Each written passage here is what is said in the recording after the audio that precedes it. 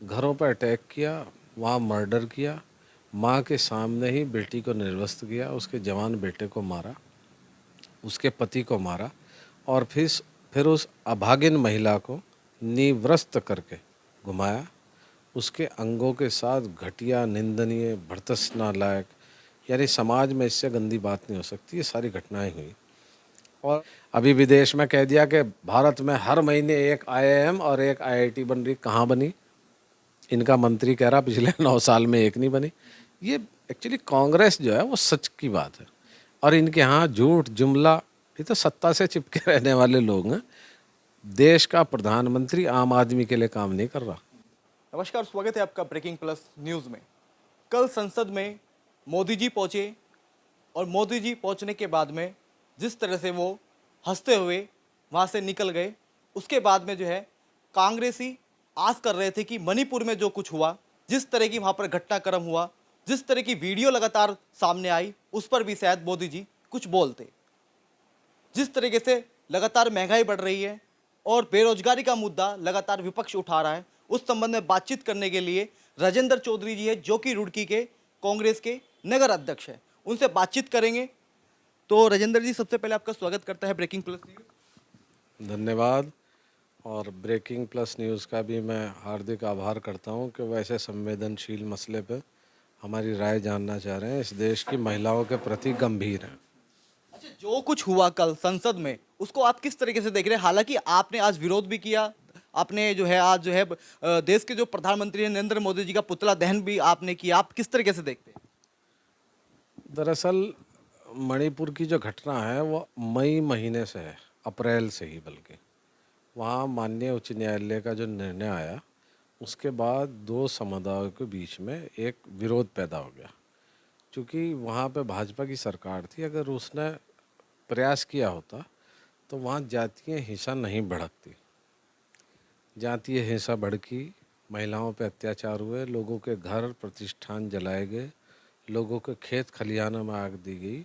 यहाँ तक बात सही थी, लेकिन फिर वो विकराल रूप लेगी। और इस घटना में सबसे बड़ा जो पक्ष जो खराब है, निंदनीय है, वो है कि समूह ने घरों पर अटैक किया, वहाँ मर्डर किया, माँ के सामने ही बेटी को निर्वस्त्र किया, उसके जवान बेटे को मारा, उसके पति को मारा और फिर उस अभागिन महिला को निवस्त्र करके घुमाया।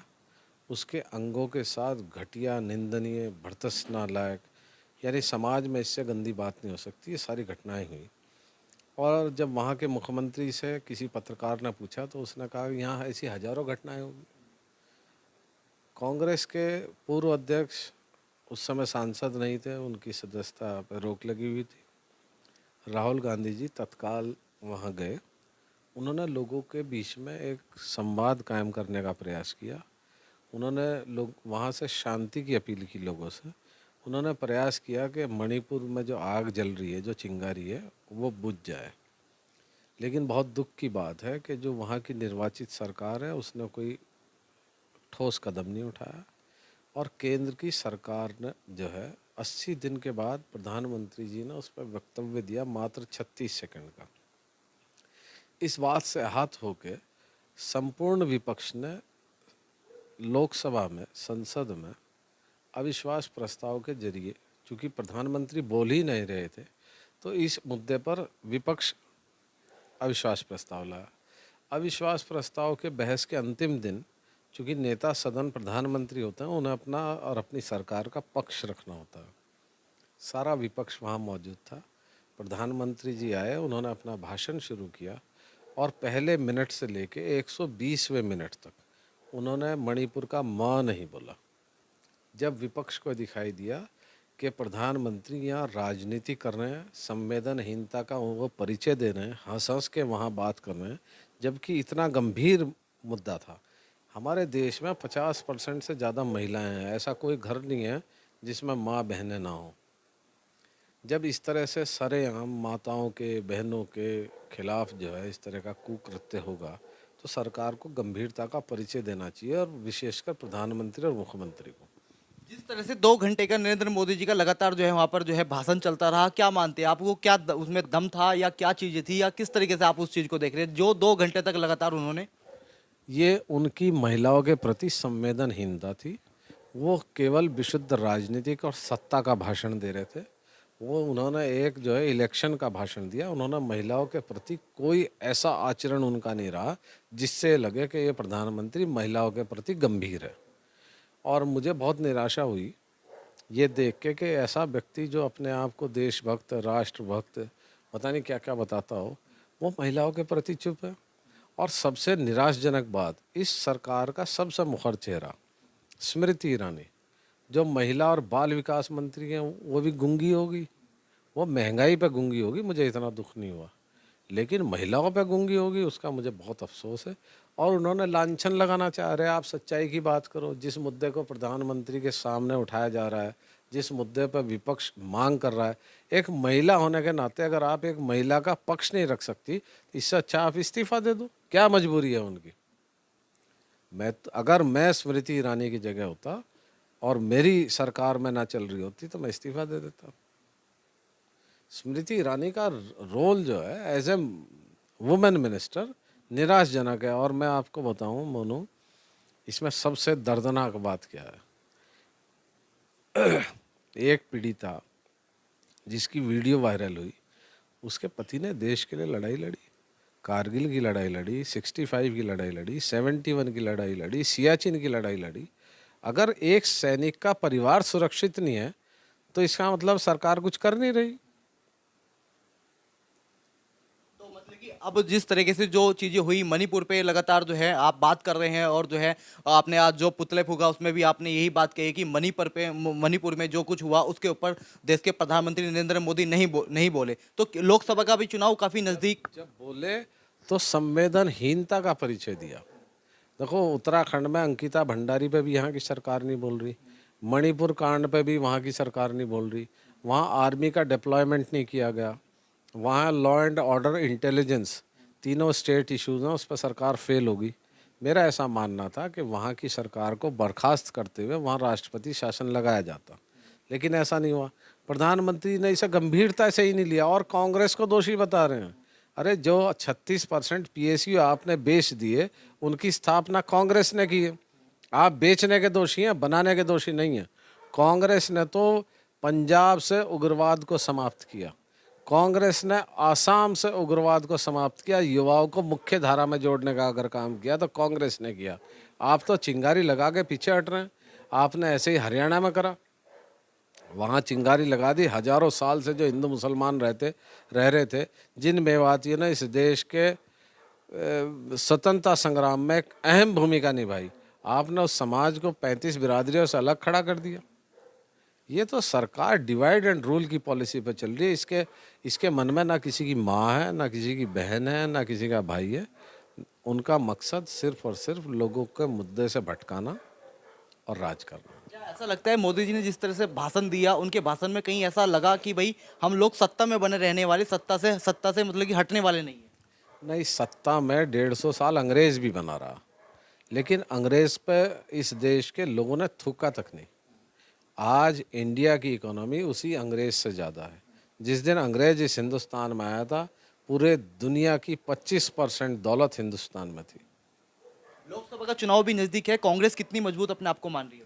कांग्रेस सैद्धांतिक पार्टी है, मुद्दों पर चुनाव लड़ती है, मुद्दे लोगों के, युवाओं के, बेरोजगारों के, किसानों के उठाती है, उठाती रही है।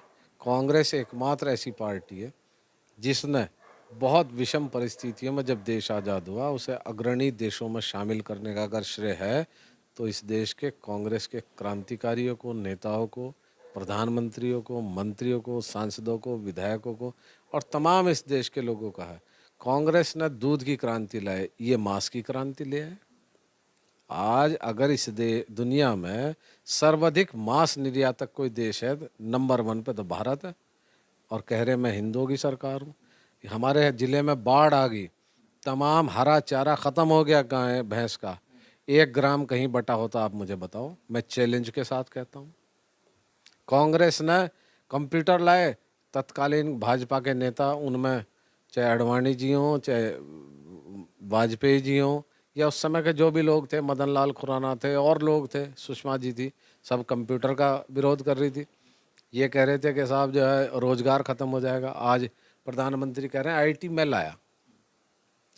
इस देश में जब कांग्रेस ये लाई आधार कार्ड, उसका विरोध कर रहे थे, मनरेगा लाई, उसका विरोध कर रहे थे।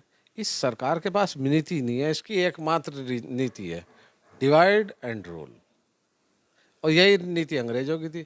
इसीलिए तो जब महात्मा गांधी ने आह्वान किया अंग्रेजों भारत छोड़ो, क्विट इंडिया लाए, अगस्त क्रांति जिसे नाम दिया गया, उस समय इनके पूर्वज अंग्रेजों के साथ थे। लोकसभा चुनाव में कांग्रेस कितनी मजबूती आप मान रहे कि कितनी मजबूती में फिलहाल अभी है, क्योंकि जिस तरीके से कांग्रेस जो है हवाई बातें नहीं करती, कांग्रेस झूठे वादे नहीं करती। कांग्रेस जो है जनता के बीच एक साफ सुथरी मैनिफेस्टो के साथ जाएगी। हम अपना कार्यक्रम, निश्चित कार्यक्रम जनता के बीच लेके जाएंगे। अगर हम सत्ता में आए तो हम ये करेंगे, ये करेंगे, ये करेंगे। इनकी तरह जुमले नहीं मारने के कि 15 लाख आ जाएंगे, काला धन वापस आ जाएगा, पेट्रोल 30 रुपये हो जाएगा, चीनी 13 रुपये हो जाएगी, सिलेंडर 300 हो जाएगा। इस तरह के झूठ कांग्रेस नहीं परोस सकती। कांग्रेस आज राजस्थान में सबसे सस्ती बिजली दे रही है, किसान को बिजली फ्री है, 500 रुपये का सिलेंडर है। कर्नाटक में 500 का सिलेंडर है, 10 किलो अनाज है, 200 यूनिट फ्री है। कांग्रेस इनकी तरह नहीं है। प्रधानमंत्री ने भाषण दे दिया कि 1 रुपया 10 पैसे प्रति यूनिट बिजली है। कौन से राज्य में हिंदुस्तान के, आप बताइए। अभी विदेश में कह दिया कि भारत में हर महीने एक आईआईएम और एक आईआईटी बन रही। कहाँ बनी? इनका मंत्री कह रहा पिछले 9 साल में एक नहीं बनी। ये एक्चुअली कांग्रेस जो है वो सच की बात है, और इनके यहाँ झूठ जुमला, ये तो सत्ता से चिपके रहने वाले लोग हैं। देश का प्रधानमंत्री आम आदमी के लिए काम नहीं कर रहा। देश का प्रधानमंत्री इस देश के पूंजीपतियों के लिए काम कर रहा है। ये सबसे बड़े दुख की बात है। जब बेरोजगारी चरम पर है, किसान परेशान है, युवा बेरोजगार है, महिलाएं सुरक्षित नहीं है, इनकी सरकार में नंगी घुमाई जा रही हैं, तो इस सरकार को मैं बिल्कुल 0 नंबर दूंगा, विफल मानूंगा। कांग्रेस अगर इस स्थिति में होती तो फिर क्या स्थिति होती? बर्खास्त करती वहाँ की सरकार को, और वहाँ उसी दिन उसी क्षण वहाँ मिलिट्री जो है डिप्लॉय होती, शांत करती मसले को। और अगर कांग्रेस तो गलती मानती है, 84 के दंगे में कांग्रेस ने हाथ जोड़ के गलती मानी। कांग्रेस ढीठपना नहीं दिखाती, और कांग्रेस संवेदनशील लोगों की सरकार है। संवेदनहीनता कांग्रेस में ना थी, ना है, ना होगी। राजेंद्र चौधरी जी हमारे साथ में थे, जो कि कांग्रेस के रुड़की नगर के नगर अध्यक्ष है। उन्होंने अपनी बात बड़ी बेबाकी से रखी। कैमरा पर्सन देव के साथ मोनू सैन, उत्तराखंड, उत्तर प्रदेश।